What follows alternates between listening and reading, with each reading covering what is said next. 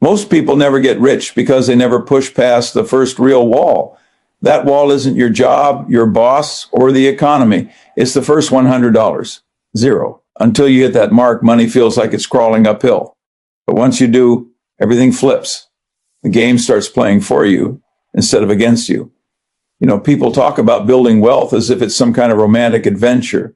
Like you will wake up one day with a sudden flash of insight that turns you into a millionaire overnight. That's not how it works. The first stage of wealth building is slow, boring, and borderline painful. The first $100, zero doesn't come easily, and that's exactly why it matters. It's meant to test you.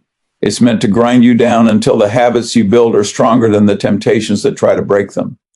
The truth is, during that first stretch, it feels like you're walking through mud. Every paycheck disappears into bills. Every investment looks insignificant, and progress feels invisible. You might save for months just to see a number that barely moves. But what's happening underneath is more important than what's happening in your bank account. You're rewiring how you think about effort, reward, and patience. Charlie Munger understood this better than almost anyone. When he said, the first $100, zero is a btch, but you got to do it, he wasn't being dramatic. He was being brutally accurate. That first milestone isn't a financial threshold. It's a psychological transformation. Until you go through that process, you don't actually understand how wealth behaves. You don't respect how slow compounding feels at the start.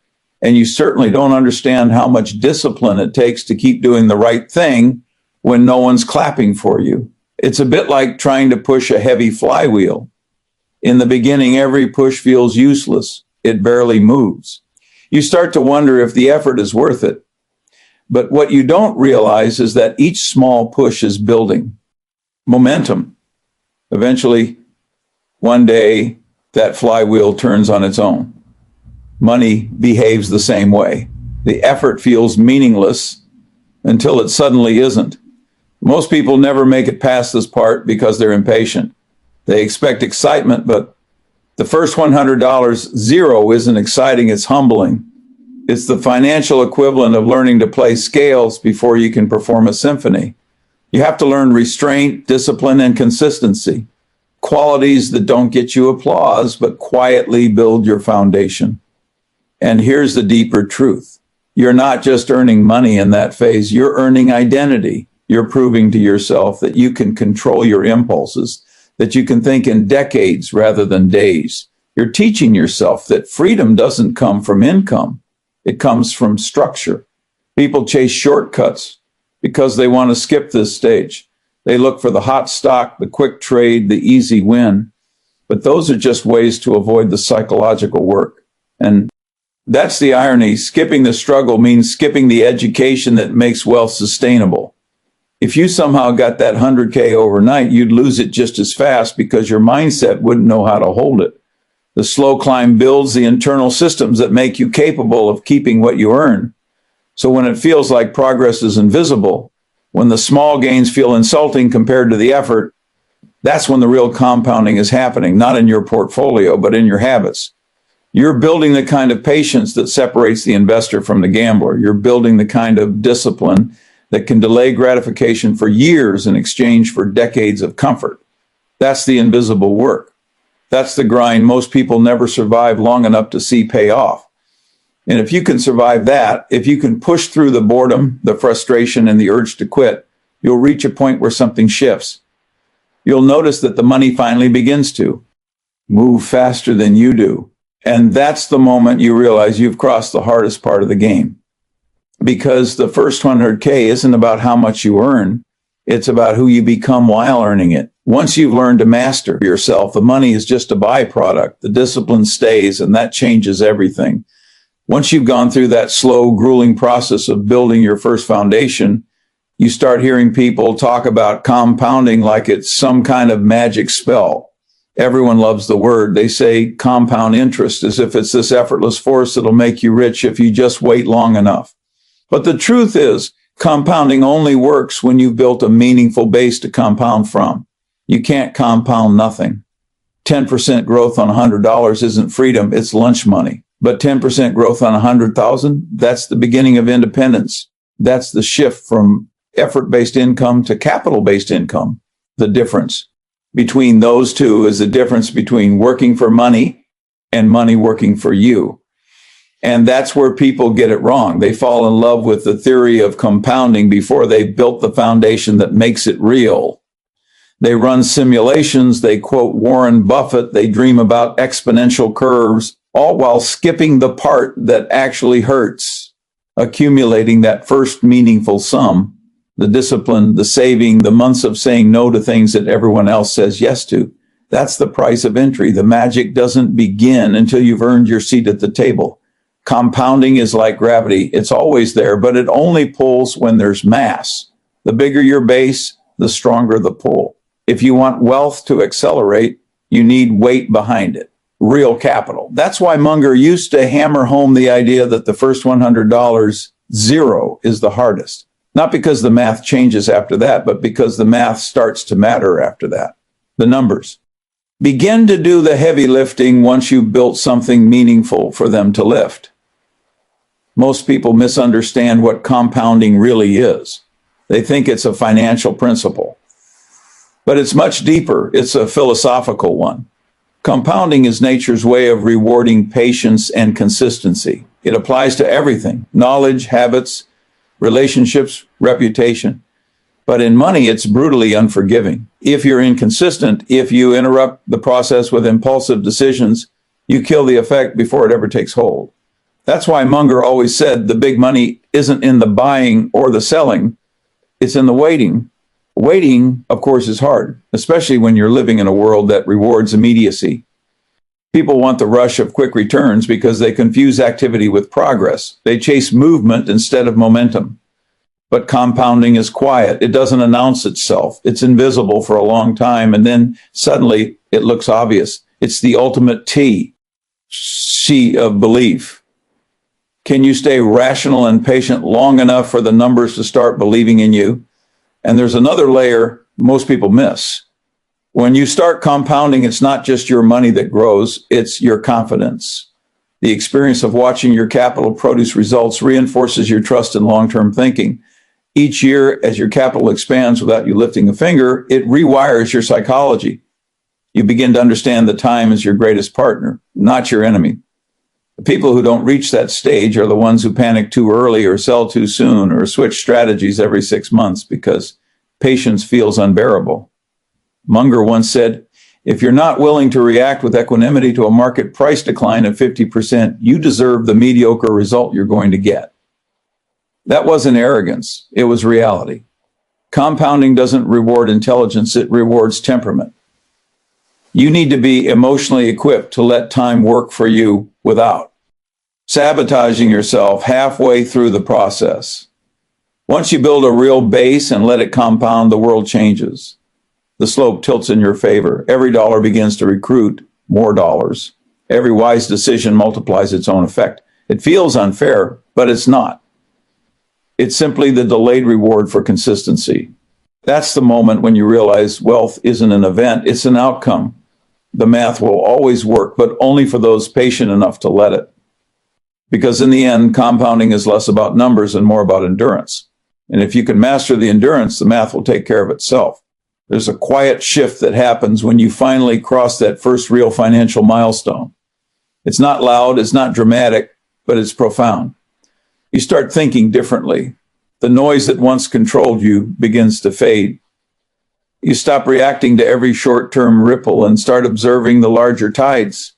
That's what money does at that stage. It doesn't just change your bank balance, it changes your psychology. Before you reach that point, every financial decision feels like survival. You're anxious, impatient, and emotionally fragile. You check your account balance too often. You calculate every purchase twice.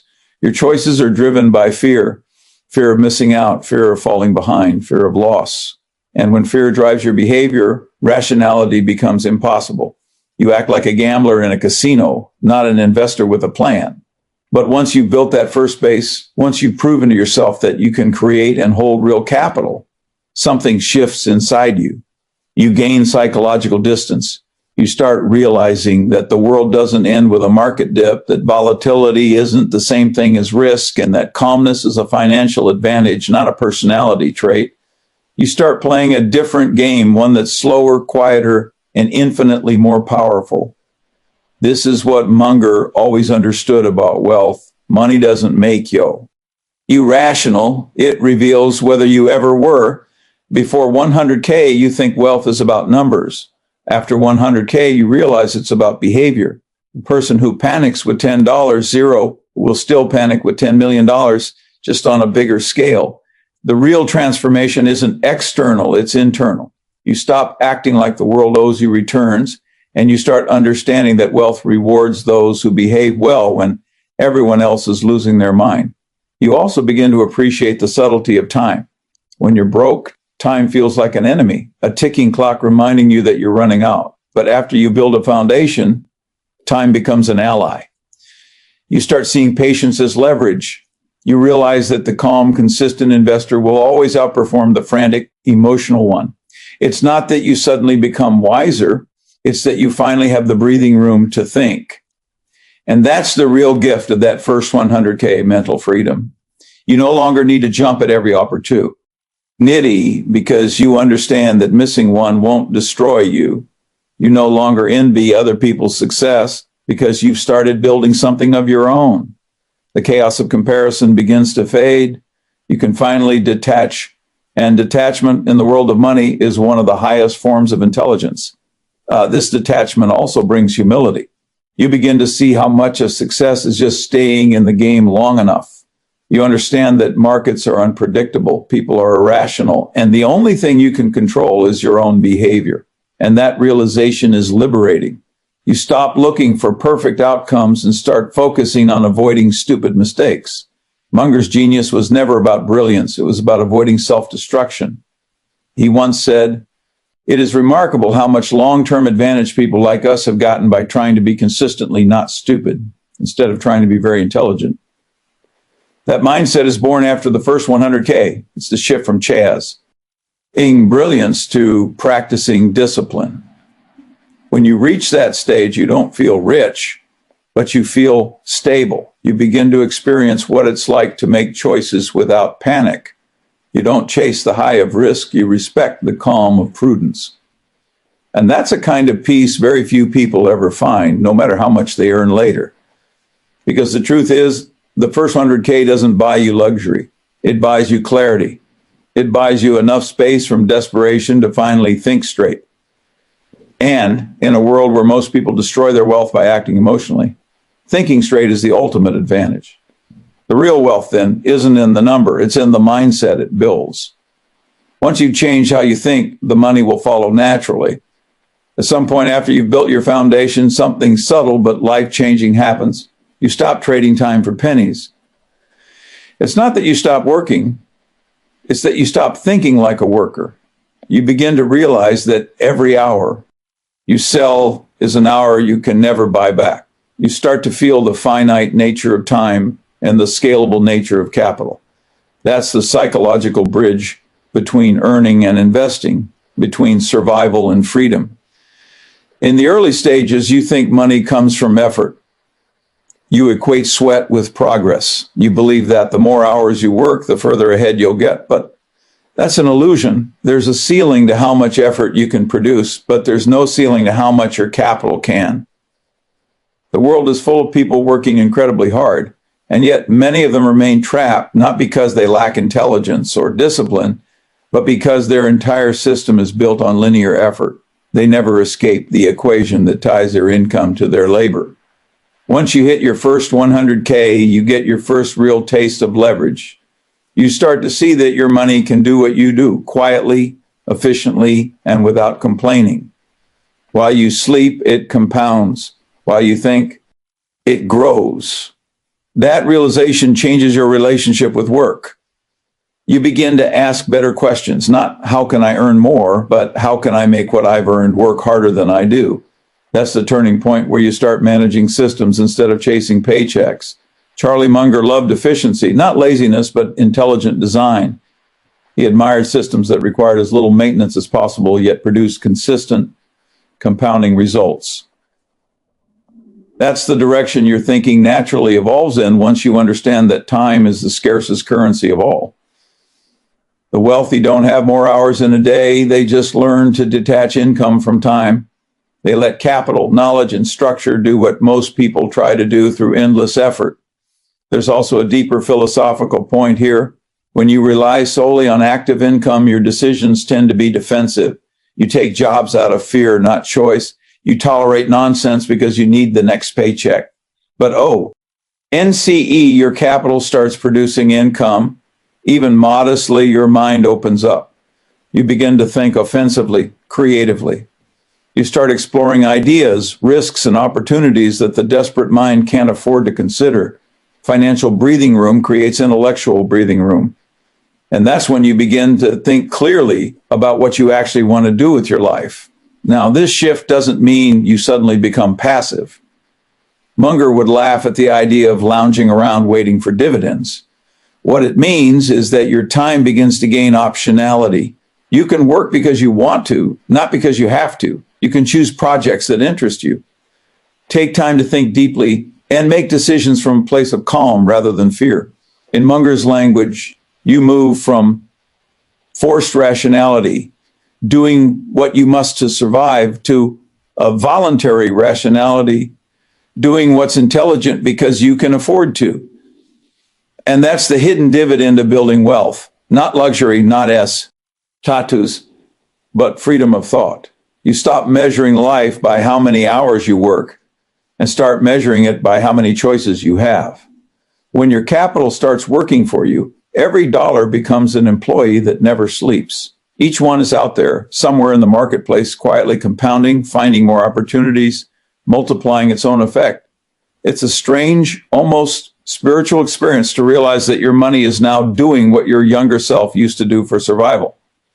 At that point, wealth ceases to be about accumulation. It becomes about architecture, building a structure that sustains itself. You're no longer the laborer laying bricks. You're the architect designing the system. And the irony is, once you stop chasing every dollar, you start attracting more of them. Because focus replaces desperation and patience replaces noise. That's the moment when you finally understand that real wealth isn't about owning more. It's about owning your time.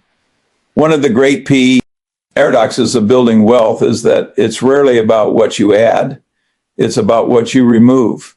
You don't reach your first 100K by making hundreds of brilliant moves. You get there by avoiding dozens of stupid ones. You don't get rich because you did everything right. You get there because you stopped doing the wrong things long enough for compounding to take over.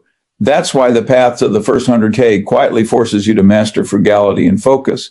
Not the performative kind of frugality that turns life into a spreadsheet, but the kind that sharpens your thinking.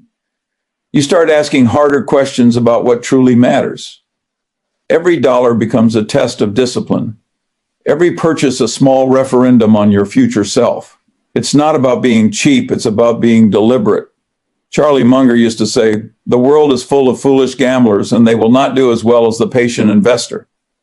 But patience isn't only about holding stocks, it's about holding standards.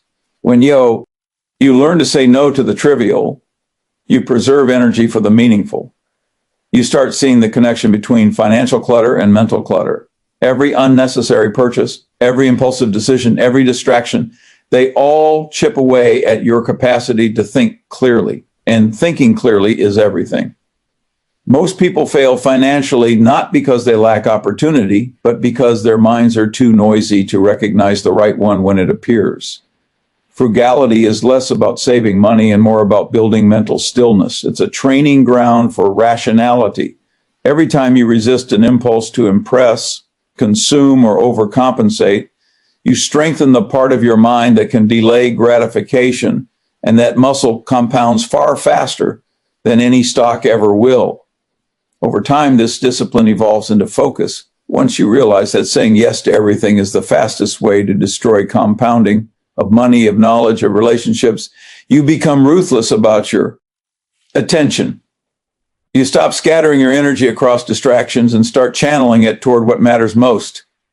That shift in focus doesn't just increase your returns, it elevates your judgment. because focus is what transforms knowledge into wisdom. You also begin to see that frugality applies to more than money. It applies to thought, to emotion, to association. Munger himself practiced a kind of intellectual frugality. He didn't chase every idea or opinion.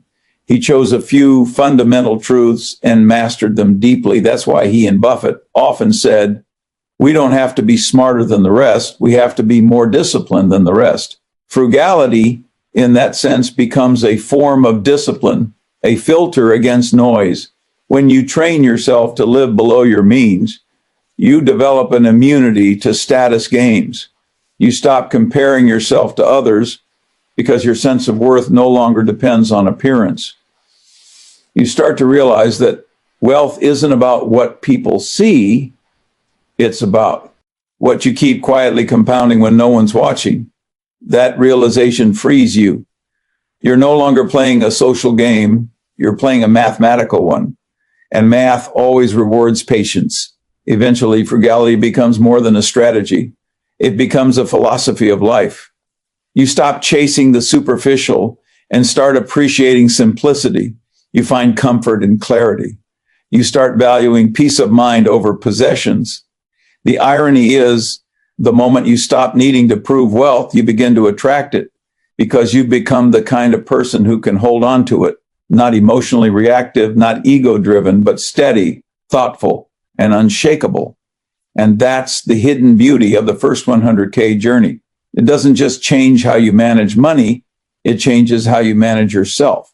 It teaches you that freedom is born from restraint, that strength grows from simplicity, and that real wealth begins when you finally understand the difference between what's valuable and what's merely expensive. Because in the end, discipline isn't a limitation, it's liberation. The fewer things you chase, the faster you compound. Something changes after that first $100 zero. You're no longer playing the same game. And that's not because the rules change, but because you do. Up until that point, you were in survival mode, building discipline, mastering patience, learning restraint. But once you reach that first critical mass, you cross an invisible threshold. The momentum starts to shift from effort to effect. You've built enough capital, financial and psychological, that the world begins to compound with you instead of against you. At that stage, your relationship with money transforms from transactional to strategic. You stop thinking in terms of earning and start thinking in terms of positioning. Each decision, each dollar, each investment is no longer a guess. It's part of a system. You're not trying to win the lottery anymore. You're managing a machine that, if respected, will serve you quietly for the rest of your life. Charlie Munger often said that the real edge in life comes from behaving rationally when everyone else is misbehaving. By the time you've reached your first 100K, you finally have the emotional distance to do that. You've seen the impatience, the panic, the short-term thinking that traps most people. You've lived through the frustration of slow progress, and now you recognize it for what it truly is, the filtering mechanism of success. Most people fail not because they're incapable, but because they quit right before the compounding gets interesting. When your money begins to work for you, it's as if a new dimension opens up. You realize that your earlier self was operating on a flat plane. Every hour traded for $1, every decision reacting to circumstance. Now you start to see in layers. You think in decades. You begin to appreciate the beauty of delayed rewards. You stop trying to predict every outcome and focus instead on building systems that make good outcomes inevitable over time. That's also when humility becomes your ally. The more wealth you build, the more you understand how fragile it can be. One bad habit, one emotional decision, one lapse in discipline, and the compounding you worked years to create can unravel in months. So paradoxically, true confidence at this stage looks like quiet caution. The seasoned investor isn't arrogant, he's careful. He knows that the game never ends and that the biggest threat isn't the market, it's his own behavior. Freedom begins to take on a new meaning too. It's not about luxury or showing off, it's about independence of thought, the ability to walk away from nonsense, the ability to say no without guilt. When your capital reaches the point where it can sustain you, even modestly, you start to experience one of life's rarest privileges, the freedom to act according to your values rather than your vulnerabilities. And here's the quiet irony. You stop chasing wealth for its own sake, it often grows faster. You're no longer making desperate moves. You're no longer driven by envy or comparison. You've internalized the rhythm of compounding, slow, steady, inevitable. You start living by a principle Munger embodied. It's amazing how much long-term advantage people like us have gotten by trying to be consistently not stupid instead of trying to be very intelligent. When you reach this level of understanding, you see wealth as a mirror. It reflects your behavior back to you. If you're disciplined, it compounds. If you're careless, it disappears. If you're patient, it multiplies quietly in the background. And if you're arrogant, it reminds you who's really in control: time. So the first $100 zero isn't the finish line. It's the threshold where money begins to reveal its true nature. A test of temperament, not intelligence. You're no longer just earning, you're evolving. You've built something that can last, not because of but because of discipline repeated over years. In the end, the first 100K doesn't just change your finances, it changes your identity. You stop chasing the illusion of getting rich fast and start mastering the reality of staying rich slowly. And that's the real secret. Wealth doesn't make you free, wisdom does. The money is only proof that you've learned how to think. The secret isn't the 100K itself, it's the person you become while chasing it. The patience, the judgment, the quiet confidence. That's what changes everything. Get that first 100K, not because you need the money, but because of who you'll have to become to get it.